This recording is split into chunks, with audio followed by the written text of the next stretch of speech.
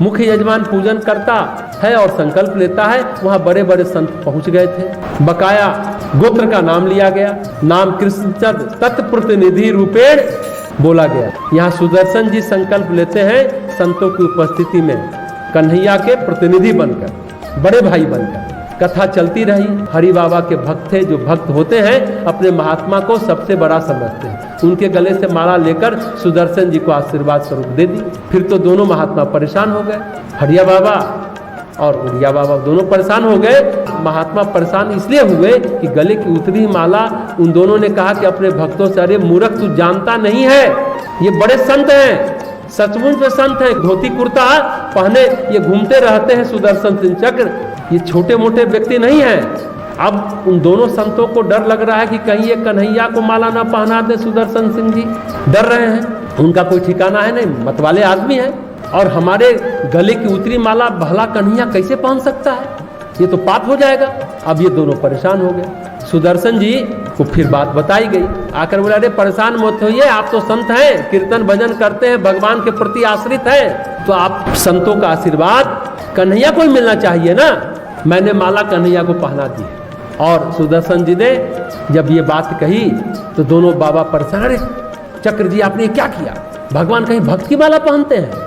अरे भाई हमारे लिए तो कन्हैया मेरा छोटा भाई है, बस वही है, इससे ज्यादा कुछ नहीं है। तो भगवान इस तरह की लीला करते हैं। तो नारद जी को प्रभु श्री राम कहते कि मैं उनकी ऐसे रक्षा करता हूँ जैसे माँ अपने छोटे बालक की रक्षा करती है। गिरह शिशु की जैसे रक्षा माँ करती है, उसी तरह भक्त की रक्षा भगवान करते हैं। ये बहुत महत्वपूर्ण है। जैसे छोटा बच्चा दौड़कर आग और सांप को पकड़ने लग जाता है तो माता वहाँ उसे अपने हाथों से उसे अलग कर बचा लेती है, संसार की भूल भुलैया में फंसने नहीं देती है। उसी तरह भगवान भी भक्तों को भूल भुलैया में फंसने नहीं देता है। गह शिशु बच अनल अहिधाई, तह राखई जननी अरगाई, प्रौढ़ भय ते ही सुत पर माता, प्रीति करे नाही पाछली बाता, मोरे प्रौढ़ तनय सम ज्ञानी, बालक सुत सम दास समान।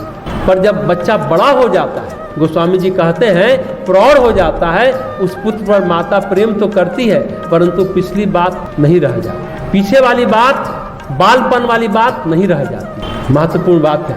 प्रौढ़ पुत्र, बड़ा पुत्र जब हो जाता है और छोटा पुत्र, दोनों के देखभाल में अंतर आ जाता है। भक्त छोटे बच्चे छोटे पुत्र के समान होते हैं। छोटे बच्चे की जिम्मेदारी माँ की होती है, पर बच्चे जब समझदार होते हैं तो अपनी रक्षा आप कर लें। छोटे बच्चे को केवल माता का भरोसा होता है, उसकी दिल की धड़कनें, उसके भाव, उसके विचार सब माँ पर केंद्रित रहता है, क्योंकि वह कुछ जानता समझता तो है नहीं।